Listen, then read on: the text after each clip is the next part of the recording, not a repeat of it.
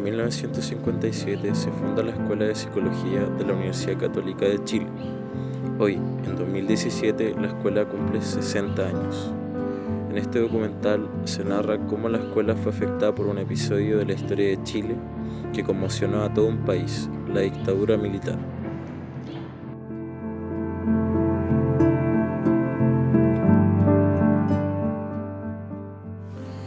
En el 11 de septiembre de 1973 se produce el golpe militar en Chile, dando paso a una dictadura que transformaría el país y se adentraría en casi todos sus espacios, afectando incluso a las casas de estudios.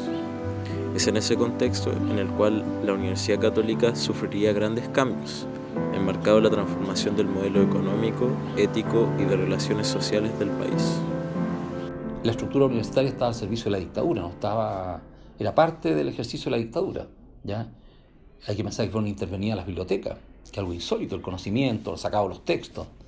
Yo tenía interés en la psiquiatría comunitaria, la psicología comunitaria, no había ningún texto de la psicología comunitaria dentro de la biblioteca. Claro, bueno, a partir del 11 de septiembre la dictadura se impuso en forma bastante brutal en esta universidad, primero que nada expulsando el mismo día 11 de septiembre al rector de la Reforma Universitaria, Fernando Castillo Velasco, a la fuerza, digamos, fue expulsado. Y por supuesto que aparte de que inmediatamente empezaron todas las tareas de represión en esta universidad, al mismo tiempo había un gran júbilo en algunos sectores de esta universidad, el movimiento gremialista, ¿no?, conducido por Jaime Guzmán. Bueno, estaban celebrando en ese mismo día, acá mismo en la misma universidad, digamos. Y bueno, los hitos de la represión específica fueron primero que nada la exoneración de alrededor de 100 profesores de esta universidad, de distintas facultades, con el agravante que no hubo un decreto propiamente de expulsión, sino que fueron echados en el estilo de nuestra Universidad Católica, o sea que se caracteriza por la hipocresía. Entonces fueron prácticamente echados como por falta de presupuesto, ¿ah? Y eso por supuesto que fue mantenido durante toda la época de la dictadura, o sea, ninguno de esos 100 profesores fue reincorporado, ni tampoco han sido reincorporados, tampoco en la actualidad. Estos profesores necesitaban tener un certificado de la Universidad Católica que habían exonerado para tener algún beneficio mínimo y presentarlo ante la comisión Vales, por ejemplo. Y esta universidad, la autoridad de esta universidad, les negaron ese documento, diciendo que ellos nunca habían sido exonerados y habían sido expulsados. Eso fue inmediatamente después del 73, esta exoneración, prácticamente los primeros 12 meses. Y el año 76 viene otra oleada de represión, ahora contra los dirigentes sindicales. Y ahí son expulsados más o menos alrededor de 6 dirigentes muy importantes, que además eran funcionarios que llevaban muchos años trabajando en esta universidad, y del mismo modo fueron expulsados sin derecho, jubilación, indemnización ni nada. Y estos dirigentes sindicales, que eran funcionarios, trabajadores, se querellaron contra la universidad en el periodo de la dictadura, y esta universidad colocó los 100 abogados del departamento jurídico para evitar darle ninguna compensación, y lograron ganar en los tribunales la autoridad de esta universidad. La llegada de la dictadura militar no solo supuso cambios en los contenidos académicos y las expulsiones de profesores y dirigentes asociados a la izquierda, sino que incluso indujo el traslado de la escuela hacia el campus San Joaquín, desde Campus Oriente, donde había sido fundada como parte de la Facultad de Filosofía y Educación. Cuando nosotros ingresamos, estaba en el Campus Oriente. Imagino yo que por razones políticas fuimos trasladados a este espacio del Campus San Joaquín cuando esto no estaba terminado. Fuimos las primeras escuelas en llegar, no recuerdo bien si con trabajo social y también lo que quedaba de sociología, porque se había cerrado sociología, después se abrió, y quedamos muy mal ubicados acá, con mucha soledad, no existía la biblioteca, La gran mayoría de estos pabellones estaban vacíos, no estaban terminados de construir. Y nos pilló la crisis económica en los 80, entonces tampoco la universidad tenía dinero para terminarlo. Y todos estos patios eran muy inhóspitos y las salas eran un témpano. En invierno eran con mucho frío.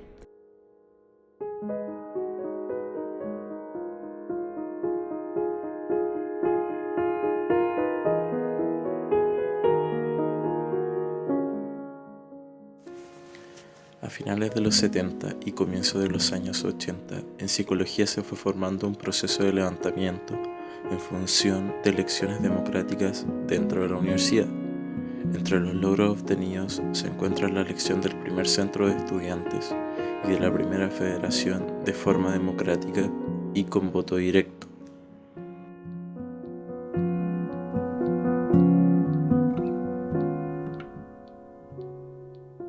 A finales del año 80 armamos un pequeño grupo de personas con otros compañeros y compañeras para poder postular centros de alumnos y poder hacer, a través de elecciones directas, escoger a los representantes de psicología. Hasta ese momento, por los estatutos de la Federación de Estudiantes, la FEUC, no se podían hacer elecciones directas, había que hacer elecciones con representantes.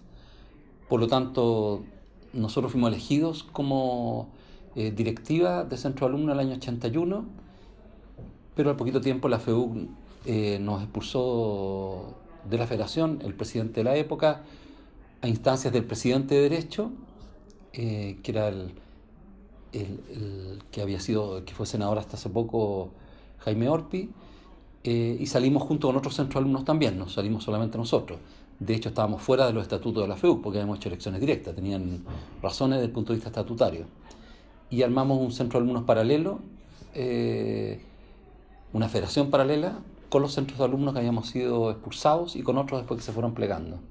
Y ese lo presidía el presidente de teología. Yo creo que fueron los primeros gérmenes, ¿no es cierto?, de la ampliación democrática que estaban presionando nosotros los estudiantes en ese momento para que nuestros representantes no fuesen elegidos a través de acuerdos con las cúpulas partidarias o movimientos entre ellos o de manipulación de los representantes, sino por votación directa de los estudiantes. Una democracia más directa dentro de la estructura de la escuela y después, por supuesto, de la estructura de la universidad. Nuestro centro de alumnos estaba fuera de la FEUC y concurría como invitado a estas reuniones, dado que tenía este proceso de elección directa. El centro de estudiantes, antes que yo fuera presidente, estaba Eduardo Nichols, Marcela Aracena, yo diría que es como la secuencia, si mal no me acuerdo. Organizó lo que se llamaba la Coordinadora de Centros de Alumnos Democráticos, que eran aquellos que justamente tenían elección directa de su dirigente. Y con eso se desarrolló un movimiento que reivindicó elecciones directas en la federación. Entonces, claro, el protagonismo, y esto coincidía además con cuestiones a nivel nacional y qué sé yo, el protagonismo que se tenía en empujar este tema hacía que aquellos centros de alumnos que simbólicamente estábamos expulsados de la federación, además habíamos tenido otros proyectos, tuviéramos más relevancia dentro de la universidad. Entonces, cuando se produce por la presión y la movilización de los estudiantes y la ingobernabilidad que tenía la Federación de Estudiantes, que ya no tenía representación ni arraigo entre los estudiantes, entonces ya era extraño que siguiera este rol incluso en el Consejo Superior y en otros lados. Había una continuidad natural entre los que nos tocó estar en ese minuto y asumir y conducir este primer proceso de elección democrática. Porque claro, él era muy inestable, no había experiencia. La Universidad Católica siempre se consideró yo diría casi como un centro de desarrollo del movimiento gremial. Entonces, después de 17 años de tutela del movimiento gremial de la Federación de Estudiantes, perderla a la primera de elección era una cuestión bien significativa para el modelo, para el momento que se vivía. Entonces, yo diría, claro, fue un proceso muy, muy significativo. Además que, hecho eso, dado este proceso que te planteaba, nosotros constituimos la Confech. Hicimos reuniones o encuentros acá de todas las federaciones de la Universidad Católica. En esa época no hay que olvidarse que la Universidad Católica era una sola, con sedes regionales. Claro. Entonces hicimos encuentros acá, el gimnasio de San Joaquín sirvió de hotel, si se quiere, para que llegaran los distintos dirigentes de distintas universidades católicas, de la sede regional de la Universidad Católica, de todo Chile, y además tuvimos reuniones nacionales con fecha. Entonces nosotros en esa época, en conjunto con la fecha, que estaba Jerko Lubetich, tuvimos roles, yo diría, bastante significativos de coordinación y articulación nacional del movimiento estudiantil y el movimiento social a propósito de la recuperación de la democracia. La tutela que había de las rectorías designadas de las federaciones de estudiantes, asociada a una tutela de que una dictadura ejercía, sea tácita o reglamentaria sobre las universidades, hacía que las voces estudiantiles no estuvieran reflejadas, fueran más bien voces disfuncionales o periféricas. Y la posibilidad de constituir estos procesos hizo que los roles que hoy día son normales, de nuevo, que los estudiantes aparecen con sus organizaciones opinando sobre la realidad del país, generó, por eso digo, un empuje a los procesos democratizadores. Si en el fondo una persona que está fuera de todos estos circuitos solo veía la prensa oficial, no tenía idea que había resistencia o ideas distintas en la sociedad, y nosotros nos encargábamos de ponerlas.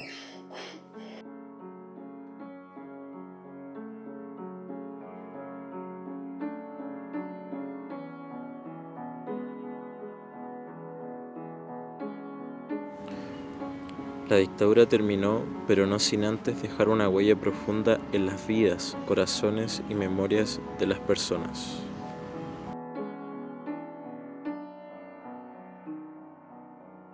Nos tocó algo que yo lo veía como una represión. O sea, personas que eran llevadas al hospital psiquiátrico del Peral o al Open Door y que la verdad es que no requerían estar allí y que habían sido muy maltratados por los electroshocks. Se aplicaban mucho electroshocks en ese tiempo allá. Imagino que muchos de ellos provenían de estas redadas políticas que se hacían. A mí personalmente, y por lo menos a mi generación, no nos tocó una represión directa hacia los estudiantes, ¿ya? Salvo, ¿no es cierto?, este altercado con el secretario general. Como en el marco de la federación nosotros integramos la Confech y la Asamblea de la Civilidad, esas instituciones o esas organizaciones, que eran de facto, una carta, todo firmado, ya constituimos, se convocaban a las protestas nacionales, a las protestas que se habían en todo Chile, que en algunas de ellas se decretó estado de sitio y se sacó el ejército a la calle. Entonces nosotros partíamos con esas protestas en el campo San Joaquín y después en distintos lados, qué sé yo. Entonces lo que había era que en algún minuto, dado lo que el gobierno requirió, en nombre de la ley de interior del Estado, a todos los que convocaban. Y eso significó que nos metieron presos a todos los dirigentes de Codelco y a todos los dirigentes de la Confech de la época. Estuvimos con dirigentes de regiones, Concepción, de Valparaíso, todos presos en la penitenciaría. Y nos aplicaron el artículo 24, letra C. El artículo 24 transitorio es que si tú atentas contra la seguridad interior del Estado, que en este caso se invocó eso porque llamábamos a protesta, además nos juzgaron peligro para la sociedad, por lo tanto no podía salir bajo fianza. Entonces estuvimos presos en la penitenciaría, ahí en celda, un cama ahí que había que contarse, camas, literas para arriba, 5 o 7 literas para arriba, en cárceles ahí encerrados, y para demostrar su respaldo. El cardenal Silva Enríquez fue con el arzobispo Fresno de la época a visitarnos a la cárcel. Y me acuerdo que nos llevaron chocolate, que parecía muy, muy tierno, pero de hecho los otros estudiantes que estaban en la penitenciaría primero se rieron y después se dieron cuenta del gesto político que significaba que el cardenal fuera a llegar a la penitenciaría, pero por eso digo que son procesos que, si me acuerdo de una de las protestas a propósito de esto, de repente se suspendía todo el tránsito por Vicuña Maquena y aparecía un blindados que ocupaban todos los espacios, y como tú sentir las metralletas que disparan del centro del campo, así, y todo al suelo. San Joaquín, mediodía, año 85. Y era cuestión normal. Épocas. Y a mí me van a buscar a la casa a las 3 de la mañana. Porque fue increíble esa, y te lo voy a contar. Y yo sabía que me iban a llevar preso, entonces me dejé el pijama abajo y guardé mi cepillo de dientes. Es lo que me interesaba. Y a ellos se les sale que van a buscar a Jerko Lubetich, que era el presidente de la fecha. A las 3 de la mañana, toque queda, saltaron por la reja, casi echan abajo la puerta. Mi papá y mi mamá casi se murieron. Yo tenía 21 años, 20 años. 20 años, ojalá, 19 yo creo. Y se les sale que vamos, la noche es larga, vamos a buscar a Jerko. Mi mamá la miro y ella llama a Jerko Lubetich. Entonces cuando llegamos a la casa de Jerko Lubetich, media hora después, qué sé yo, porque él vivía como por Apoquindo, yo vivía en La Reina, él vivía, claro, no estaba. Y la señora salió perfectamente arreglada, pintada, qué sé yo, 4 de la mañana. Entonces ellos me empiezan a pasear, a mí me llevan en el suelo. En el suelo de ellos, de hecho, el suelo estaba lleno de armas, de metralletas, de todo del auto. Entonces, tírate al suelo. Entonces yo no me quería tirar al suelo porque quedaba muy cerca de las armas. Entonces, en esa época, otra manera de ejercer represión indirecta era decir que la gente se había enfrentado, que había estado en un enfrentamiento contra ellos. Y las pruebas que tú salías, el muerto salía con una arma o salía como que disparó, mostraban cosas. Entonces yo no quería tocar el arma, tampoco habían pruebas digitales que no era necesario para una dictadura mostrar eso. Pero entonces me suben al auto y me dicen, tírate al suelo. Y lleno de metralletas, de pistolas, de todo el suelo, y así como que, tómate alguna a ver si cómo nos vamos. Estás tomando tonteras. Entonces dije, yo no me subo. Era una batalla. Yo no me subo arriba de las armas, me temía lo peor. Entonces ellos me dicen, pero nosotros somos de investigaciones, no somos de la CNI. Yo digo, pero en ninguna parte dice que ustedes son de investigaciones de Chile o IPDI. Me dicen, ya. Y agarran las armas, una parte de ellas las tiran al portamaleta. Que el portamaleta te diría que era un arsenal, tenían de todo, tiros, de todo. Bueno, y me voy tirado en el suelo del asiento trasero y empieza el recorrido. Y ellos coordinándose por radio, qué sé yo, y de repente me dicen, ¿querés que te contemos un chiste? Ya, al suelo. Entonces me dicen, primer acto, un degollado en Lima. En esa época habían degollado a Latino y Pará. En esa época, habían degollado a Tucapel Gino. Entonces después me dicen un degollado en Argentina. Después hubo 2 degollados en Montevideo. ¿Cómo se llama la película? Y si me equivoco, capaz que no sé. Dipolcar en viaje de estudio. Dipolcar fue la unidad de carabineros de Chile que fue identificada como la que degolló a Pará, Natino, y que estuvo involucrada en el degollamiento de Tucapel Jiménez, que era esta unidad que provocó la renuncia de Mendoza, que era integrante de la Junta de Gobierno, por el descontrol, porque según él no sabía y él habría asumido la responsabilidad administrativa y jerárquica de eso. Entonces, bueno, y ahí ya amanece y yo llego, es decir, cuando me meten en una celda que era toda de cemento, con la cara vendada, y estaba ahí me di cuenta que estaba en General Maquena, el cuartel de General Maquena, donde está el centro de investigaciones.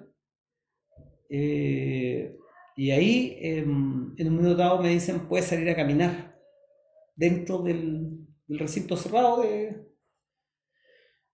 es un recinto bien especial porque es antiguo y tiene como pisos, y estaban arriba, en los pisos de arriba, gente de civil con escopeta, y yo salgo de la celda y sientes las miradas y sientes como los tipos todos pasan tiros. Y de repente miro así de reojo y me di cuenta que estaban todos apuntando. De repente yo en ese momento juré que se acababa, despedida. Entonces por eso digo, pero eso eran en el marco de una detención formal, de un requerimiento de tribunal, porque todo esto había sido, entre comillas, para que asegurarse que declaráramos ante el tribunal, porque ahí por abajo o por la calle, esposado, que sea billetado, te pasaban a declarar al tribunal. Que era una vía jurídica de represión. Bueno, vivimos con la idea de la muerte queriendo vivir la vida. No teníamos ninguna gana de morir y de repente era un poco tragicómico porque yo me recuerdo que, por ejemplo, en un pensionado de la Universidad Católica donde nosotros vivíamos, el primer estudiante que desapareció fue el mismo día del golpe, ¿ya? Y no sabíamos dónde estaba y suponíamos que podía estar detenido, por lo menos. No pensábamos en los primeros días del 11 que iba a estar muerto, pero pensábamos que estaba detenido, qué sé yo. Y no hubo caso de saberlo y ya iban 30 días y no se sabía. Y ahí ya llegamos a la conclusión de que lo habían matado, porque ya a los 30 días se sabía de mucha gente que habían matado, que habían asesinado. Y ahí se dan situaciones muy tragicómicas que era como un empeño por seguir viviendo, como por ejemplo hacerle una despedida, a veces con los propios monedas que había dejado esta persona se hacía como una despedida que, por ejemplo, en el caso de uno de ellos, del pensionado, afortunadamente reapareció.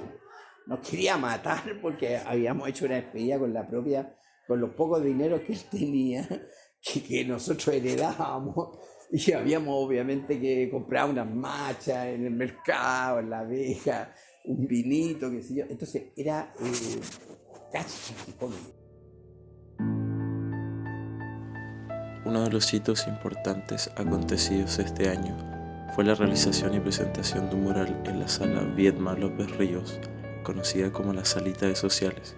El mural retrata a Patricio Viedma, Enrique López y Alicia Ríos, los dos primeros estudiantes de Sociología, Alicia estudiante de Psicología.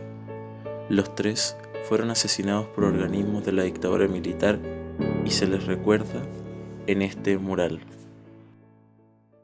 Puedo decir que se construye con mucho dolor, con silencios, con asombro, con miedos, con fisuras y con mucha frustración. Cada familia tiene su propio proceso, a veces dura años y décadas. Es tan íntimo y es tan personal que cada uno tiene su propio tiempo. Es una cicatriz que nunca se borra, se queda ahí para siempre. Nosotros recordamos a la Ali como una chica tremendamente solidaria y alegre. Siempre andaba por la vida riéndose y llenaba los espacios. Estaba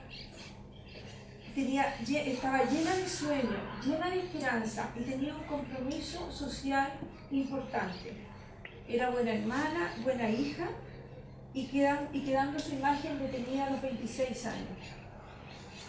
Le encantaba escuchar Silvio Rodríguez y sobre todo esa canción que también la despidió en su funeral, que decía: tantas veces me mataron, tantas veces me morí, sin embargo estoy aquí resucitado. Y veo cómo ha resucitado en este mural.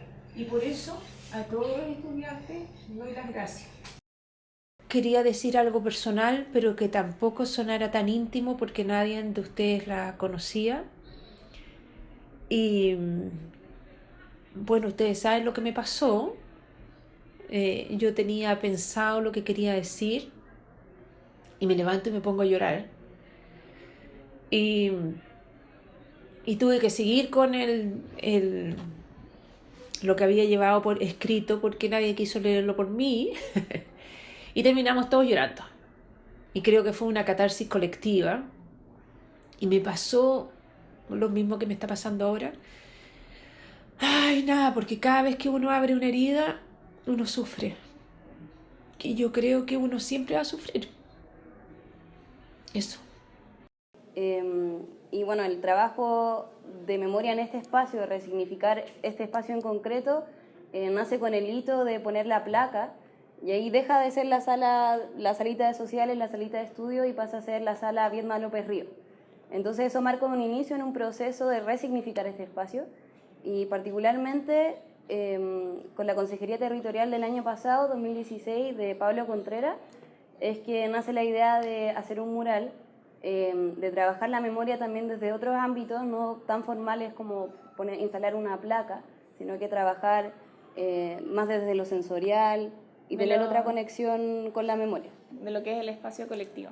O sea, no por nada se toma la sala donde se reúne la gente, donde se produce encuentro, y que haya un mural ahí también no sé si es un llamado de atención, pero está constantemente ahí. Y está puesto ahí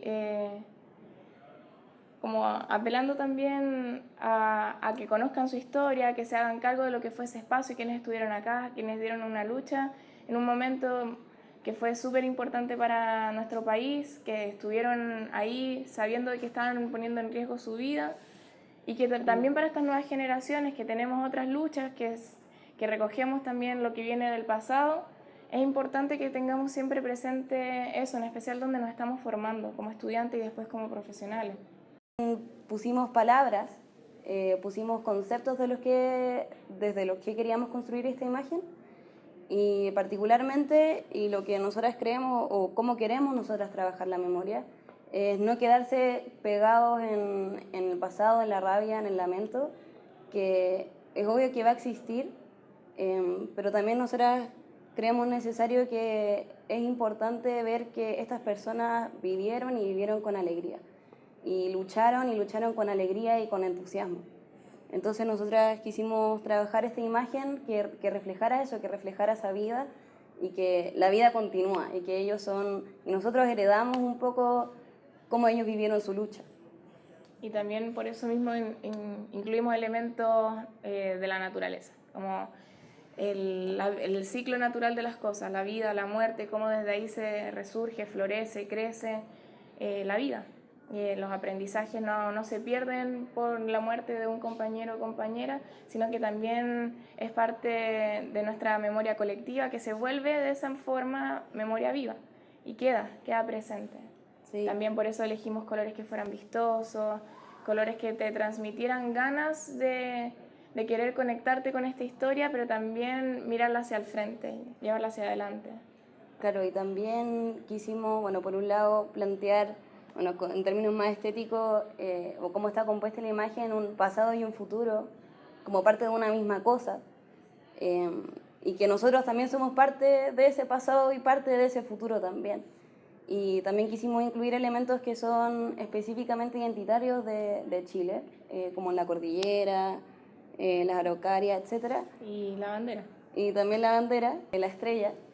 Y también por la composición de los colores se hace una especie de signo, y también queríamos resignificar esa bandera y esa identidad chilena. Que como en esta identidad está la memoria, como en Chile están estas personas que vivieron y que lucharon y que son futuro también. Sí, y atreverse a volver a retomar estos símbolos que muchas veces, como después de dictadura, quedan como si fuera algo solamente de los militares, como que al final te quitaron la identidad chilena, los símbolos, y te dejan como sin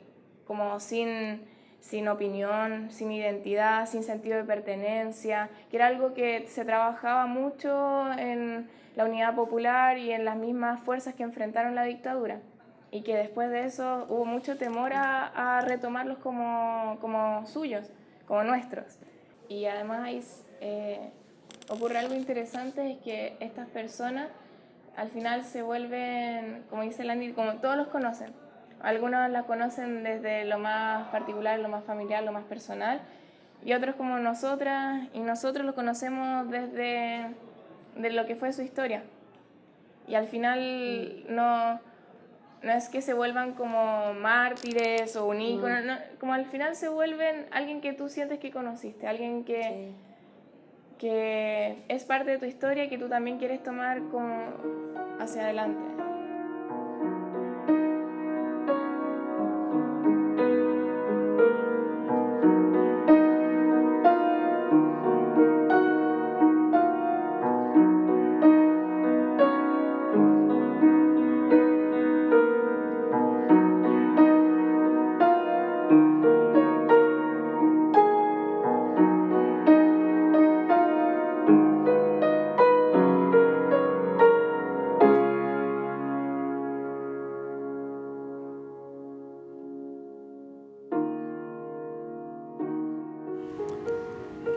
muerte de Alicia Ríos marca un importante hito en la historia de psicología, en una época en que los estudiantes pensaban que lo peor ya había pasado y que las cosas se estaban calmando.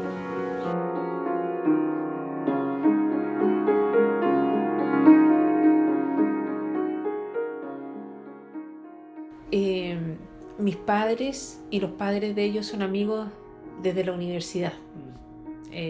Por temas políticos, participaron en la reforma que ustedes están celebrando ahora. Y ellos también tuvieron 6 hijos, igual que mis papás. Nos llevamos todos como 1 año y medio de diferencia. La Alice tenía como 1 año y medio más que yo. Por lo tanto, la conozco desde siempre. Tengo grandes recuerdos cuando era niña. Íbamos mucho a las casas de uno y otro. Jugábamos mucho porque éramos 6 hermanos. Por lo tanto, cada vez que mi mamá tenía un hijo, muchas veces nos íbamos a quedar a la casa de ellos mientras mi mamá estaba en la clínica. Así que tengo bellos recuerdos. Ella era una persona alegre, cariñosa, era como grande, alta, y era muy entusiasta. Jugaba mucho, corría mucho. Tengo bellos recuerdos de ella, de su solidaridad y de su gentileza y de su nobleza. Después del golpe ellos se fueron a Inglaterra, así que ahí nos dejamos de ver por un buen tiempo, pero sus padres son mis padrinos.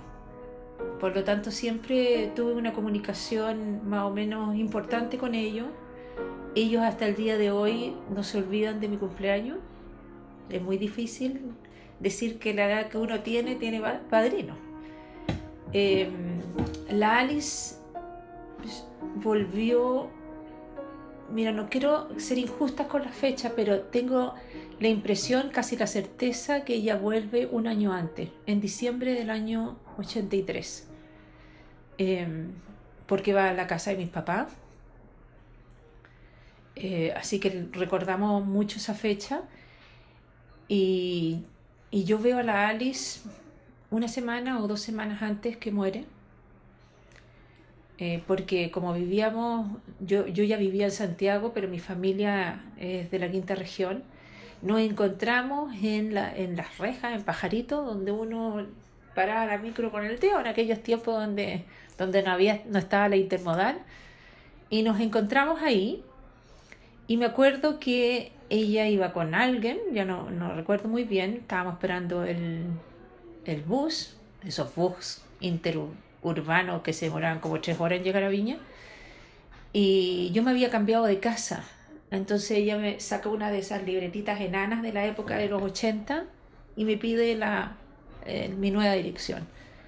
Nos fuimos conversando todo el viaje de todo de lo que ella estaba haciendo en la escuela de psicología, que estaba súper entusiasmada. Llevaba 1 año nomás en eso, porque a lo mejor ustedes saben, pero ella no estudió acá, estudió en Inglaterra. Y llega a la Universidad Católica a revalidar su título. Entonces por eso ingresa a la universidad, a revalidar el título. Y esa fue la última vez que la vi. Tengo muy, muy buenos recuerdos. Bueno, ese día ella muere cerca de las 4, 3:30, 20 para las 4, algo así creo. Yo salí de mi casa 10 para las 6, o 10, sí, puede ser 10 para las 6. Y a las 6 me allanaron 2 camiones con militares. Y tuve suerte de no estar. Destrozaron mi casa. Y así como lo hicieron conmigo, lo hicieron con sus padres, con sus amigos, con su familia. No existía la tecnología que existe ahora, existía el teléfono fijo. Por lo tanto, era muy difícil enterarse de todo. Todos nos enteramos por las noticias, además que en las noticias, si ustedes ven las noticias de la época, salía algo distinto. La versión era que la pueden ver en los diarios, que ella había llevado una mochila con algo, con un explosivo en su espalda y había explotado. Así que fue duro, fue indignante, con mucha rabia.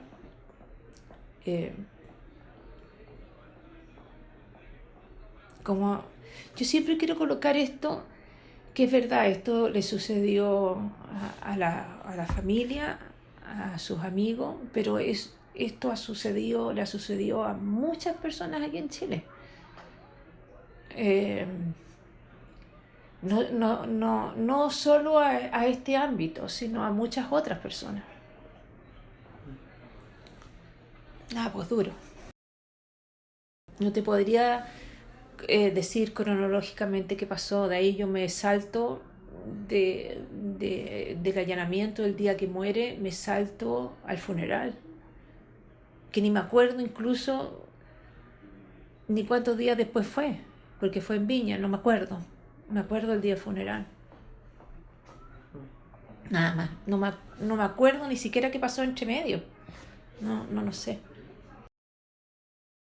Ella representa como el estudiante militante comprometido con la resistencia de la década de los 80, que otra generación nueva, ¿cierto?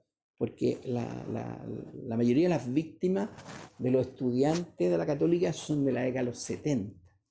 Y ella se incorpora como en este segundo recambio generacional, que son normalmente estudiantes militantes que no conocieron mayormente a los estudiantes de los 70 y que se incorporan con un gran riesgo, ¿cierto?, por sus vidas, y que en el caso de Alicia, bueno, le costó ser asesinada, ¿cierto?, en un montaje bastante truculento que afortunadamente desde el punto de vista judicial se ha ido aclarando poco a poco, ¿cierto?, desde que el año 84, cuando ella fue explosionada, ¿cierto?, en su bicicleta, que el CNI le colocó un artefacto explosivo. Desde el punto de vista judicial ha habido un avance, una evolución en una de las 6 causas que está abierta, de las que la Federación en 2016 es parte querellante, al igual que el colectivo, que nos sumamos a esas 6 causas, y la de Alicia es una de ellas.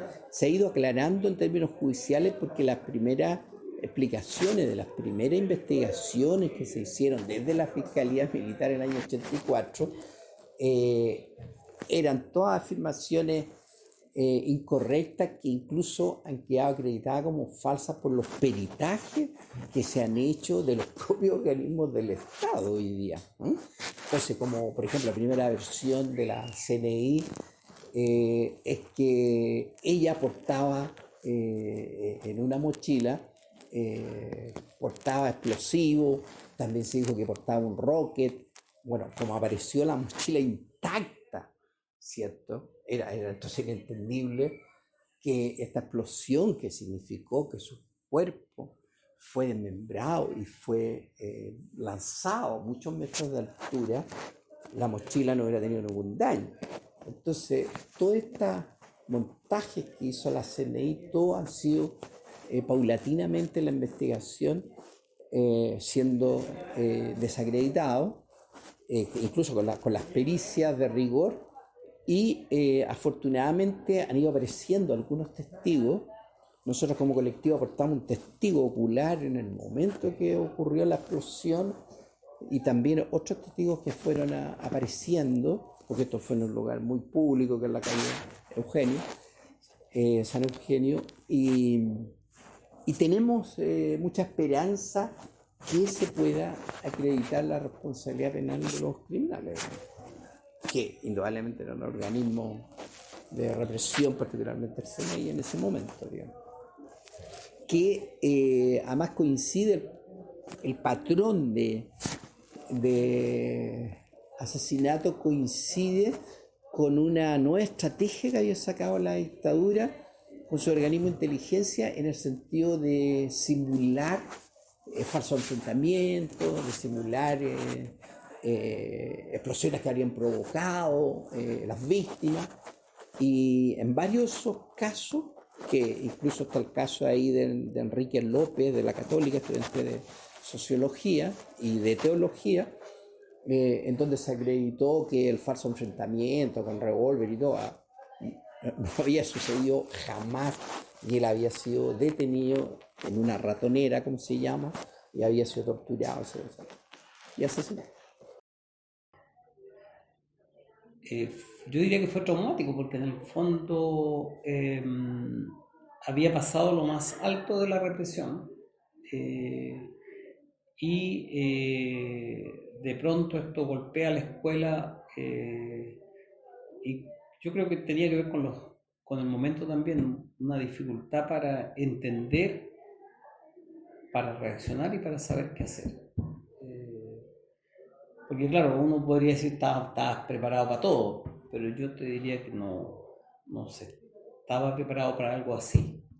Nosotros habíamos sabido que antes, es decir, en la víspera y posterior al año 73 hubo estudiantes que sacaron de clase en el campo Oriente, era como no sé si llamarle mito urbano de la época, pero siempre se señalaba que algunos profesores de aquella época que habían estado, que nos hacían clases, observaron en cómo se llevaron algunos y otros los protegieron y otros incluso los habían señalado cuando la escuela estaba en el campo Oriente. Y nosotros nunca tuvimos un proceso similar o comparable, por lo menos lo que a mí, en la época que yo estuve, entre el 81 y el 85, cuando ocurre esto, creo que fue como el 86, además tenía otro clima en ese minuto, se produjo una cosa muy, muy paralizante y de mucho temor, como que frenó las cuestiones, frenó lo que estaba ocurriendo en la escuela.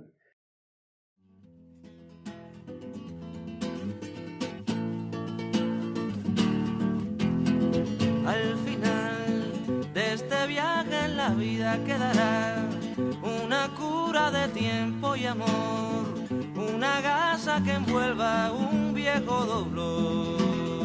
Al final de este viaje en la vida quedarán nuestros cuerpos tendidos al sol, como sábanas blancas después del amor.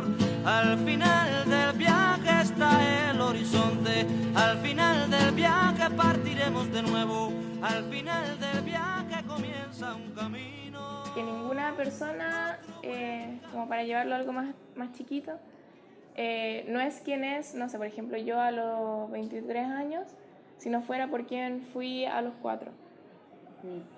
Entonces, negar tu contexto es ingenuo. Sí. Negar lo que sucedió en tu país y bajo las lógicas que estás viviendo ahora es ingenuo y es simplista, y yo creo que muchas veces, o sea, para algunos es ingenuo y para otros es simplemente querer negar. Quieren negar lo que sucedió. Quieren un pueblo que no reflexiona. Quieren un pueblo que no se hace preguntas. Que se queden en esa ingenuidad. Y también tiene que ver con el modelo que ellos mismos instalaron también. Como el modelo se sustenta también en no hacer memoria, en no reflexionar, en no tener gente una población conectada con su propia historia y con las personas que los antecedieron. Ahí son las cúpulas de poder que perfectamente lo tenían claro cuando estaban haciendo esto, cuando impusieron un sistema desigual. Sabía que tenía que ser prolongado, sabían de que la gente tenía que mantenerse en la ingenuidad y que te cuestionaran bajo argumentos como ya pasó. Que eso esté instalado en la gente es porque hay fuerzas que sabían de que tenían que hacerlo de esa manera. Te apelan, por ejemplo, a discursos vacíos, carentes de contenido, como de reconciliación, pero sin plantear nada, sin ofrecer nada, ¿cierto? Lo que siempre nosotros tenemos claro, ¿cierto? Que cómo nos vamos a reconciliar si se niega aquello que nos dividió. Si se niega la memoria, Si se niega la justicia, ¿cierto? ¿Cómo vamos a construir algo que ni siquiera queremos acordarnos? ¿Ah? Porque es un discurso más bien del olvido que de la reconciliación. Tenemos que colocar nuestra historia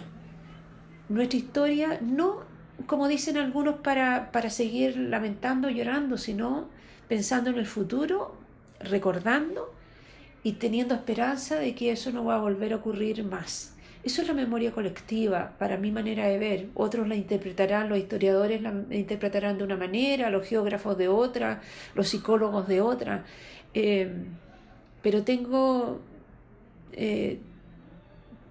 no puede ser que no exista. No puede ser que yo todavía me encuentre con gente de mi generación y que me diga, eso no sucedió. No puede ser que alguien salga en televisión y diga que esas atrocidades no sucedieron. Es decir, no puede ser.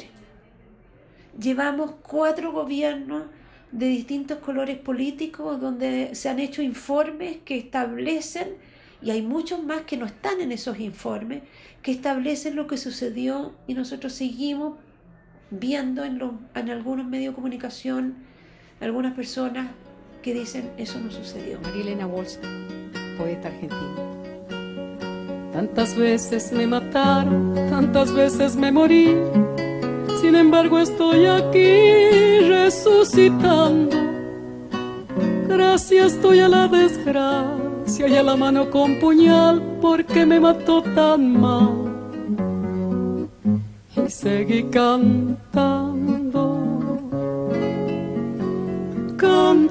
al sol como la cigarra, después de un año bajo la tierra, igual que sobreviviente que vuelve de la guerra. Tantas veces me borraron, tantas desaparecí, a mi propio entierro fui sola y llorando. Hice un nudo en el pañuelo, pero me olvidé después que no era la única vez. Y seguí cantando, cantando al sol como la cigarra, después de un año bajo la tierra, igual que sobreviviente que vuelve de la guerra.